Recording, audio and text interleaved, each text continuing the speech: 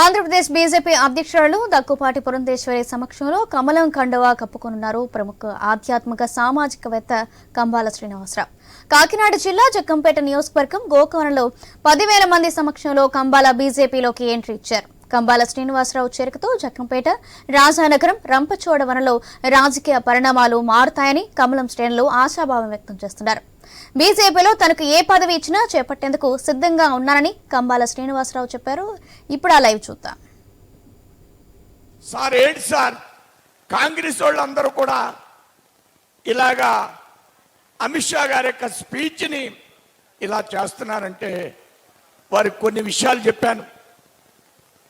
మేమింత సామాజిక వర్గాల గురించి మాట్లాడితే వాజ్పేయి గారితో ఒక గంట సమయం 1986లో వారితో కలిసి మాట్లాడే అదృష్టం మాకు కలిసింది. ఒక 15 మంది యువకులకి ఆయన ఒక విషయాన్ని చెప్పారు. మనం పేదవాళ్ళ గురించి పనిచేయాలి, అట్టడుగు వర్గాల గురించి పనిచేయాలి. రాజీవ్ గాంధీ ప్రధానమంత్రి, నేను ప్రతిపక్ష నాయకుడిని. రాజీవ్ గాంధీ ఈ మధ్యకాలంలో ఒక మాట అన్నారు, ₹1 ఇస్తే కిందకి 15 పైసలు పెడుతుందని వారు చెప్పడం జరిగింది.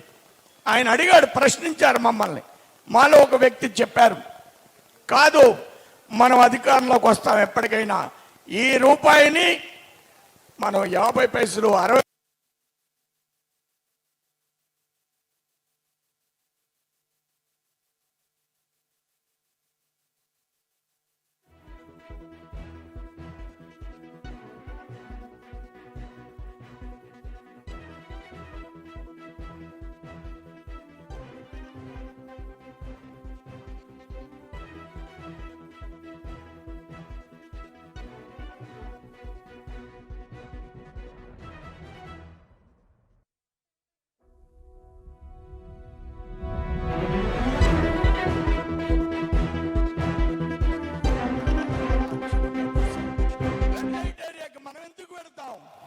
అని అంటే రెడ్ లైట్ ఏరియాకి ఆ పని గురించి కాదు, వాళ్ళు సామాజికంగా ఎందుకు ఆ పని చేస్తున్నారు దాన్ని అధ్యయనం చేయాలి.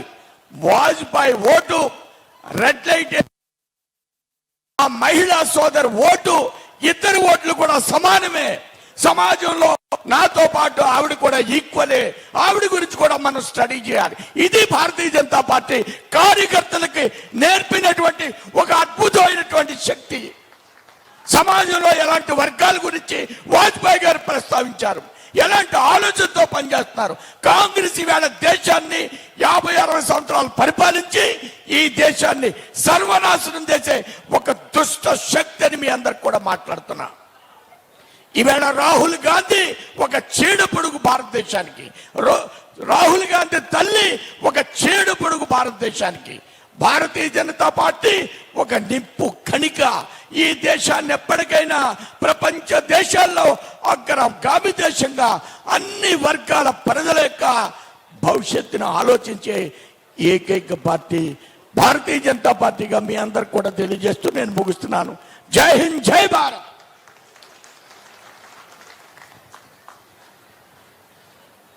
అందరికీ చాలా ముఖ్యమైన వినతి.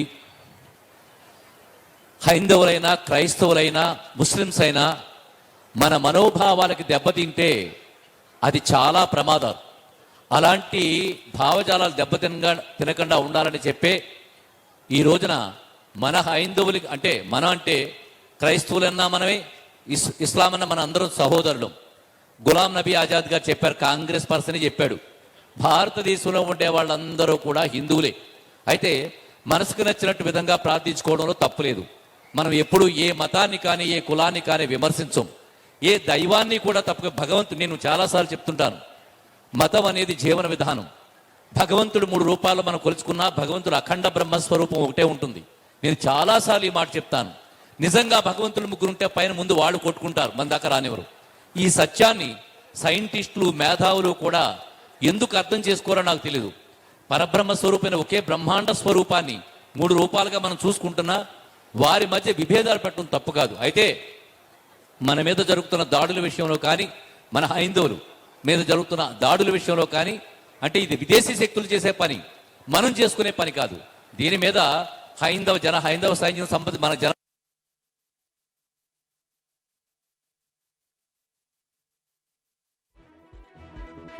మనం ఆ కార్యక్రమాన్ని జయప్రదం చేయాల్సిన బాధ్యత మన అందరి మీద ఉంది. కాబట్టి ఎవరైతే మనం ఇంతమంది ఈ ప్రోగ్రాంకి వచ్చామో అంతమందికి కూడా ఎవరన్నా రావాల్సిన సిద్ధంగా ఉన్నట్టయితే నా తరపు నుంచి నేను కూడా కొన్ని ఏర్పాట్లు చేయడం జరుగుతుంది. విజయవాడ వెళ్ళి పురంధరేశ్వరి గారి ఆధ్వర్యంలో మనం అందరం కూడా ఆ సభని మన వేదిక మీద ఉన్న ఎవరైతే భారతీయ జనతా పార్టీ పెద్దలు ఉన్నారో వీరందరి యొక్క ఆధ్వర్యంలో మనందరం కూడా విజయవాడ వెళ్ళి ఆ సభని కూడా జయప్రదం చేస్తూ మన వైపు నుంచి మన నియోజకవర్గాల వైపు నుంచి మనం కూడా మన వంతు ఇతోదిగా మన ప్రయత్నం చేద్దాం మిమ్మల్ని అందరికీ వినతి చేసుకుంటూ మీ కంబాల శ్రీనివాసరావు. పుస్తకావిష్కరణ ఒకటి ఉంది.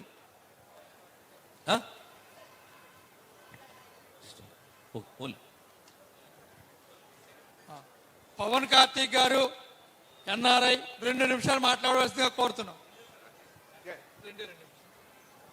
వేదిక మీద ఉన్న పెద్దలకి మరియు BJP leaders and representatives of government of India and state of Andhra Pradesh and ఇక్కడ విచ్చేసిన శ్రీ కంబాల శ్రీనివాసరావు గారి అభిమానులకు, బీజేపీ పార్టీ అభిమానులకు నా నమస్కారములు. నేను శ్రీ కంబాల శ్రీనివాసరావు గారి అల్లుడిని.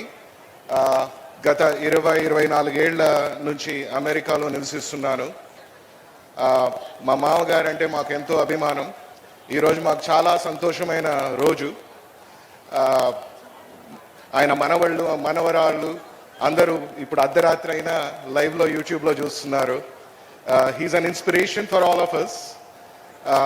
ఎప్పుడైనా నిరాశ, బాధ, నిస్పృహ ఉంటే ఆయన జీవిత చరిత్ర ఒక క్షణం ఆలోచిస్తే ఎక్కడ లేని మోటివేషన్, శక్తి వచ్చేస్తుంది. ఒక 2 వాక్యాలు చెప్పాలంటే, ఆయన పడని కష్టం లేదు, ఆయన చెయ్యని త్యాగం లేదు.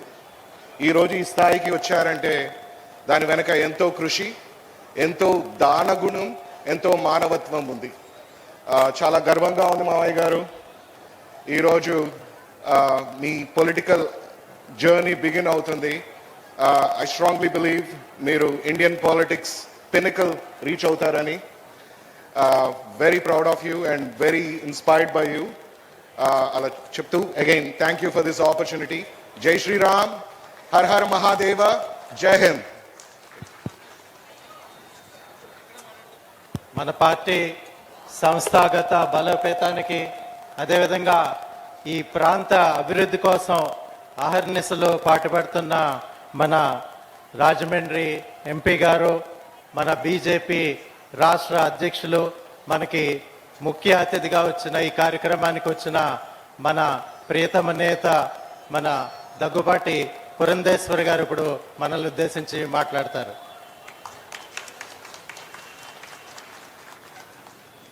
సభాయ నమః అంటూ సభాసరస్సుకు నమస్కరిస్తూ, సభాధ్యక్షులు సోదరులు రామ్ కుమార్ గారికి,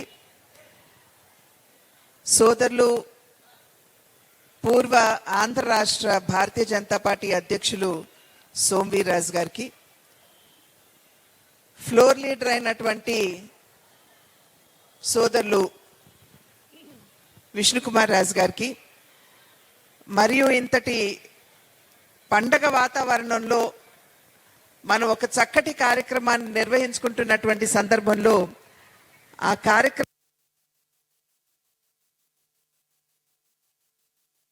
అదేవిధంగా వర్షాల ప్రసాద్ గారికి, వేదిక మీద ఉన్నటువంటి అతిరథ మహారథులకి, వేదిక ముందున్నటువంటి ఎందరో మహానుభావులు అందరికీ వందనములు అంటూ ప్రతి ఒక్కరికి పేరు పేరున నా నమస్కారాలు నేను తెలియజేస్తున్నాను. ముందుగా ప్రతి ఒక్కరికి కూడా క్రిస్మస్ శుభాకాంక్షలు తెలియజేస్తున్నాను. అదేవిధంగా ఇవాళ అద్భుతమైనటువంటి రోజు, మహనీయులు అటల్ బిహారీ వాజ్పేయి గారి 100వ జయంతి.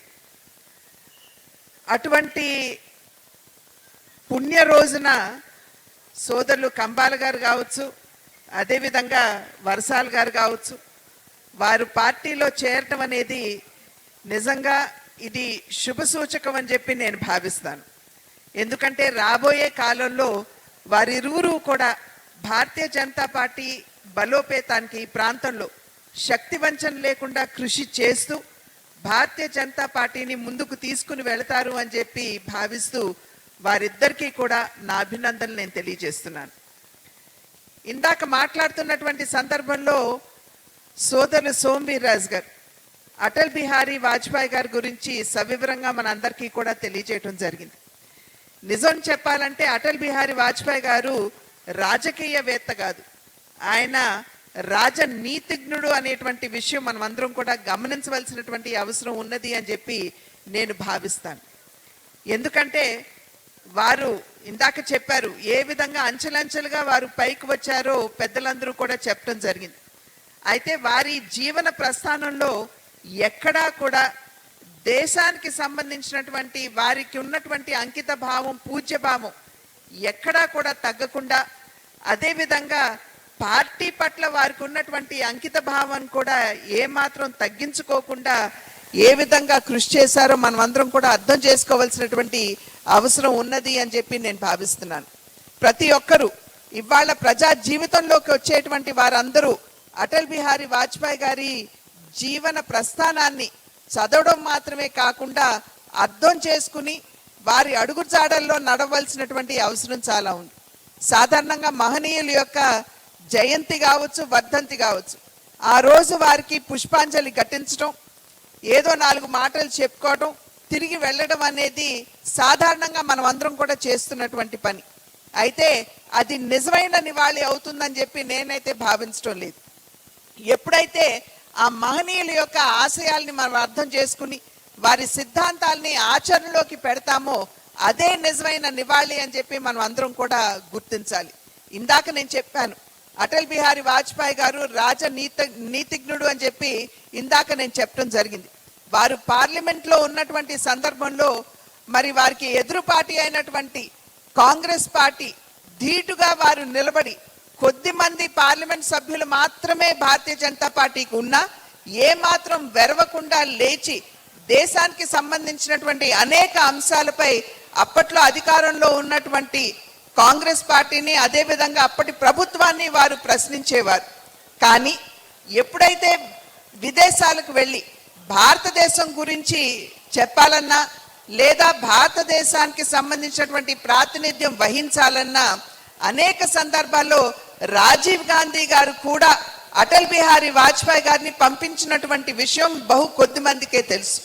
ఎందుకంటే వాజ్పేయి గారు విదేశాలకు వెళ్ళినప్పుడు ఇందాక చెప్పినట్టుగా భారతదేశ గౌరవాన్ని ఇనుమడింపజేసే విధంగా వారు ఇక్కడ మన దేశంలో ఉన్నటువంటి ప్రభుత్వం అది మనకి ఎదురు పార్టీ అధికారంలో ఉన్నప్పటికీ భారతదేశ ప్రభుత్వాన్ని గౌరవానికి ఏమాత్రం భంగం వాటిల్లకుండా అద్భుతంగా మన భారతదేశాన్ని అక్కడ వారు విశ్వవేదిక మీద ఆవిష్కరించేవారు. కానీ వచ్చిన వెనువెంటనే భారతదేశానికి సంబంధించినటువంటి అనేక సమస్యల్ని పార్లమెంట్లో సమర్థవంతంగా లేవనెత్తేవారు.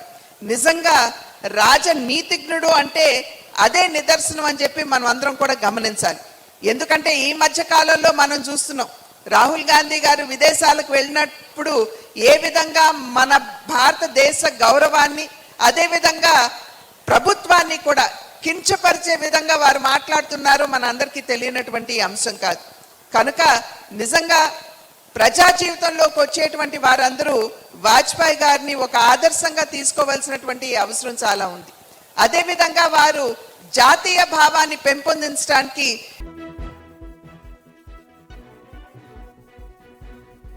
ఒక కార్యక్రమాన్ని ప్రవేశపెట్టి భారతదేశ రైతుల్ని కూడా అభివృద్ధి పదంలో నడిపించే దిశగా వారు ఈ కార్యక్రమాలు చేపట్టడం జరిగింది. అదేవిధంగా దేశంలో ఉన్నటువంటి బిడ్డలకి ప్రమాణాలతో కూడినటువంటి ఉచిత విద్యని సర్వశిక్ష అభియాన్ మాధ్యమంగా అందించినటువంటి ఘనత కూడా వాజ్పేయి గారికే దక్కుతుంది అని చెప్పి మనం అందరం కూడా గమనించాలి. అదేవిధంగా టెలికమ్యూనికేషన్స్ ఇవాళ మనం చాలా గొప్పగా చెప్పుకుంటున్నాం. డిజిటల్ ఇండియా గురించి మనం మాట్లాడుకుంటున్నాం. అనేక సందర్భాల్లో విదేశాల నుండి వచ్చినటువంటి వారు కూడా మన దేశంలో ఉన్నటువంటి పేటీఎం కావచ్చు, రూపే కావచ్చు, వాటన్నిటినీ కూడా ఆదర్శంగా తీసుకుని వెళ్తున్నటువంటి సందర్భంలో మనం గుర్తించవలసినటువంటి విషయం ఈ డిజిటల్ లేదా ఈ టెలికమ్యూనికేషన్ ఇంత అభివృద్ధి చెందడానికి ఆనాడు పునాది వేసినటువంటి వారు అటల్ బిహారీ వాజ్పేయి గారు అని చెప్పి మనం అందరం కూడా గమనించాలి. కనుక అటువంటి మహనీయుడు, ఒక గొప్ప భారతదేశ బిడ్డ, వారి శత జయంతి రోజున ఇవాళ సోదరులు కంబాల శ్రీనివాస్ గారు, అదేవిధంగా వరసాల ప్రసాద్ గారు, వారిరువురు కూడా పార్టీలో చేరడం అనేది నేను ఇందాక చెప్పినట్లుగా ఇది శుభ సూచకం అని చెప్పి మీ అందరికీ మరి ఒక్కసారి తెలియజేస్తూ వారికి ఆహ్వానం పలుకుతూ వారికి అభినందనలు కూడా నేను తెలియజేస్తున్నాను. ఈ మధ్య కాలంలోనే భారతీయ జనతా పార్టీ సభ్యత్వ కార్యక్రమాన్ని తీసుకుని ప్రజల వద్దకు వెళ్ళడం జరిగింది. ఎవరి వద్దకు వెళ్ళినా సరే నరేంద్ర మోడీ గారి గురించి తెలియజేస్తూ మీరు భారతీయ జనతా పార్టీలో సభ్యులుగా చేరండి అని చెప్పి అడిగినప్పుడు ఎవ్వరూ సంకోచించకుండా, వెనకడుగు వేయకుండా భారతీయ జనతా పార్టీ సభ్యులు మేము అవుతామని చెప్పి ముందుకు వచ్చి ఇవాళ సభ్యత్వం స్వీకరించారు అనేటువంటి విషయం మనం గమనించాలి. ఆ దిశగా చూసినట్లయితే 25 లక్షల సభ్యత్వం ఇవాళ ఆంధ్ర రాష్ట్రంలో భారతీయ జనతా పార్టీ అద్భుతంగా చేసుకోగలిగింది అని చెప్పి తెలియజేస్తున్నాను. ఇది ఎందుకు చెప్తున్నానంటే ఎవరి వద్దకు వెళ్ళినా, ఏ వర్గం వారి దగ్గరికి వెళ్ళినా కూడా భారతీయ జనతా పార్టీ పట్ల ఒక సానుకూల ఆలోచన, సానుకూలమైనటువంటి స్పందన ఉన్నది అనేటువంటి విషయానికి ఇదే తార్కాణం అని చెప్పి మీ అందరికీ కూడా నేను తెలియజేస్తున్నాను. ఇవాళ దేశంలో దగ్గర 1700 పార్టీలు ఉన్నాయి. రాజకీయ పరంగా చూసుకున్నట్లయితే పార్టీలు ఉన్నాయి. అయితే అన్ని పార్టీల కంటే కూడా భారతీయ జనతా పార్టీ భిన్నమైన పార్టీ అని చెప్పి మేము తెలియజేస్తాం. ఎందుకంటే కార్యకర్తలకి నిజంగా గుర్తింపు ఇచ్చేటువంటి పార్టీ ఇవాళ భారతదేశంలో ఏదైనా ఉన్నది అంటే అది భారతీయ జనతా పార్టీ అని చెప్పి మనం అందరం కూడా గమనించాలి. కనుకనే ఒక సాధారణమైనటువంటి కుటుంబం నుండి వచ్చినటువంటి టీ అమ్ముకునేటువంటి చాయ్ వాలా అని చెప్పి ఏదైతే అంటామో అటువంటి వ్యక్తి దేశ ప్రధాని కాగలిగారు. మరి మన రాష్ట్రం నుండి చూసుకున్నట్లయితే ఒక సాధారణమైనటువంటి పేద వ్యవసాయ కుటుంబం నుండి వచ్చినటువంటి మన వెంకయ్య నాయుడు గారు మరి ఉపరాష్ట్రపతి కాగలిగారు. అదేవిధంగా ఇవాళ ద్రౌపది ముర్ము గారి గురించి ఇంతకు ముందు మాట్లాడినటువంటి వక్తలు చెప్పడం జరిగింది. ఒక సాధారణమైన పేద మహిళ, ట్రైబల్ మహిళ, ఇవాళ ఆవిడ రాష్ట్రపతి కాగలిగిందంటే అది కేవలం భారతీయ జనతా పార్టీలో మాత్రమే సాధ్యం అనేటువంటి విషయాన్ని మనం అందరం కూడా ఇక్కడ గమనించవలసినటువంటి అవసరం చాలా ఉంది. కనుకనే భారతీయ జనతా పార్టీ భిన్నమైనటువంటి పార్టీ అని చెప్పి తెలియజేసుకుంటూ ఉంటాం. అదేవిధంగా దేశానికి అందించినటువంటి సేవ కూడా మనం చూసినట్లయితే మరి ఎవరు అధికారంలో ఉన్నా, అప్పుడు వాజ్పేయి గారు కావచ్చు, ఇప్పుడు మోడీ గారు కావచ్చు, మోడీ గారు సైతం అటల్ బిహారీ వాజ్పేయి గారు అడుగుజాడల్లో నడుస్తూ దేశానికి చేస్తున్నటువంటి సేవని మనం అందరం కూడా ఇక్కడ గమనించాలి అని చెప్పి అభ్యర్థిస్తున్నాను.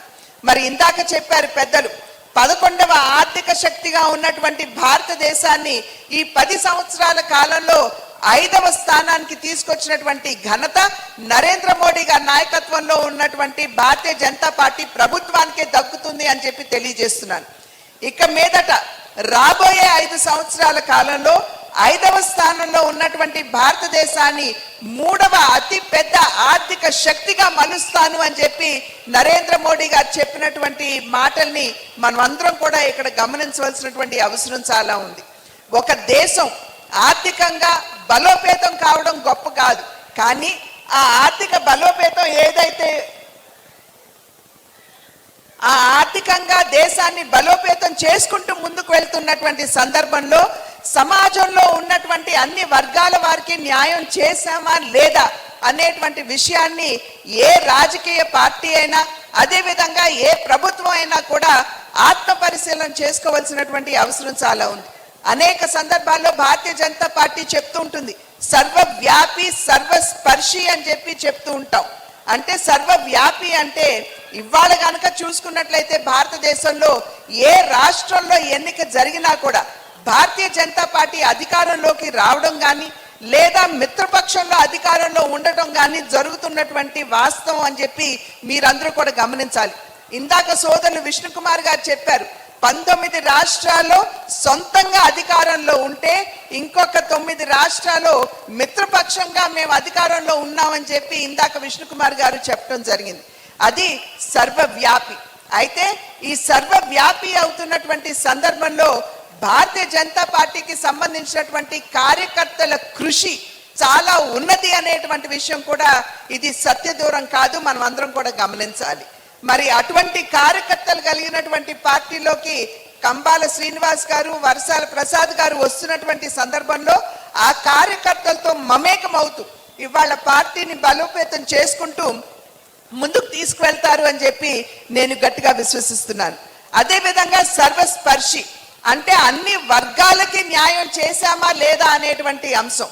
భారతీయ జనతా పార్టీ 2014వ సంవత్సరంలో ఎన్నికలకి వస్తున్నటువంటి నేపథ్యంలో సబ్కే సాత్ సబ్కా వికాస్ అంటూ నినదించింది. అంటే భారతీయ జనతా పార్టీ మూల సిద్ధాంతం అంత్యోదయ ఏదైతే ఉందో దాని నుండి స్ఫూర్తి పొందుతూ అందరినీ కలుపుకుంటూ అన్ని వర్గాల వారికి న్యాయం చేస్తూ మేము భారతదేశ సర్వతోముఖాభివృద్ధిని సాధిస్తాము అని చెప్పి భారతీయ జనతా పార్టీ తెలియజేయడం జరిగింది. అయితే ఈ 10 సంవత్సరాల కాలం కనుక మీరు చూసుకున్నట్లయితే భారతీయ జనతా పార్టీ నాయకత్వంలో ఉన్న కేంద్రంలో ఉన్నటువంటి ప్రభుత్వం ప్రవేశపెట్టినటువంటి ఏ పథకమైనా సరే, ఏ కార్యక్రమాన్నైనా సరే మీరు కనుక తరిచి చూసినట్లయితే దేశంలో ఉన్నటువంటి పేదవాడిని కేంద్ర బిందువు చేసుకుని పేదవాడికి న్యాయం చేయాలి, బడుగు బలహీన వర్గాల వారికి, నిమ్న కులాల్లో ఉన్నటువంటి వారికి న్యాయం చేయాలి అనేటువంటి లక్ష్యంతో భావనతోటే పని చేస్తూ వచ్చినటువంటి విధానాన్ని మనం అందరం కూడా ఇక్కడ అర్థం చేసుకోవాల్సినటువంటి అవసరం చాలా ఉంది. ఇందాక ప్రసాద్ గారు సోదరులు మాట్లాడుతున్నటువంటి సందర్భంలో వారు బాబాసాహెబ్ అంబేద్కర్ గారి గురించి వారు ఇందాక మాట్లాడటం జరిగింది. మరి మనం చూస్తున్నాం దేశంలో ఏ రకమైనటువంటి దుష్ప్రచారం జరుగుతున్నదో. భారతీయ జనతా పార్టీ బాబాసాహెబ్ అంబేద్కర్ గారిని అగౌరవపరిచారు అనేటువంటి దుష్ప్రచారం ఇవాళ దేశంలో జరుగుతున్నటువంటి నేపథ్యం. ఆ సందర్భంలో నేను మీ అందరికీ చేస్తున్నటువంటి అభ్యర్థన, ఒక్కసారి నిజంగా బాబాసాహెబ్ అంబేద్కర్ గారిని ఎవరు గౌరవించారు అనేటువంటి అంశాన్ని మీరందరూ కూడా తరిచి చూడాలి అని చెప్పి నేను చేస్తున్నటువంటి అభ్యర్థన. మరి బాబాసాహెబ్ అంబేద్కర్ గారికి మా పార్టీ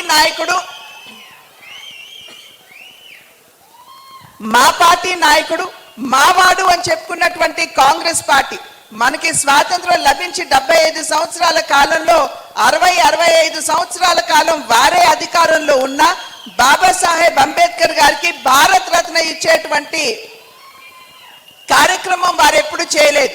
అయితే బాబాసాహెబ్ అంబేద్కర్ గారికి భారత్ రత్న భారతీయ జనతా పార్టీ ప్రభుత్వం కేంద్రంలో ఉన్నప్పుడు ఇచ్చినటువంటి విషయాన్ని ప్రజలందరూ కూడా గమనించాలి.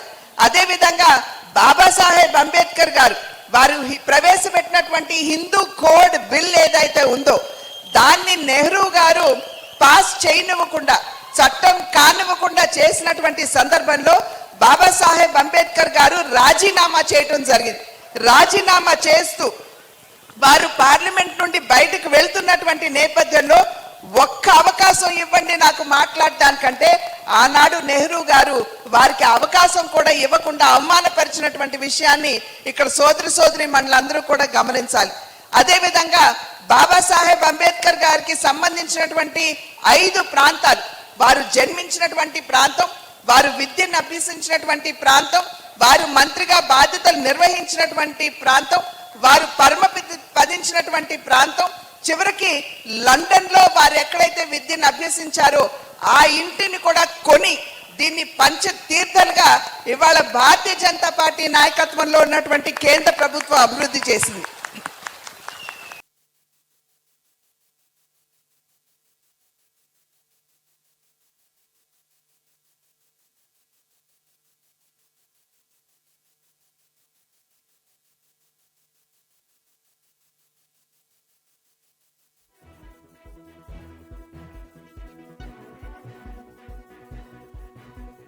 ఎప్పుడైతే పార్లమెంట్ నుండి రాజీనామా చేశారో బాబాసాహెబ్ అంబేద్కర్ గారు 2 పర్యాయాలు పోటీ చేస్తే 2 పర్యాయాలు కూడా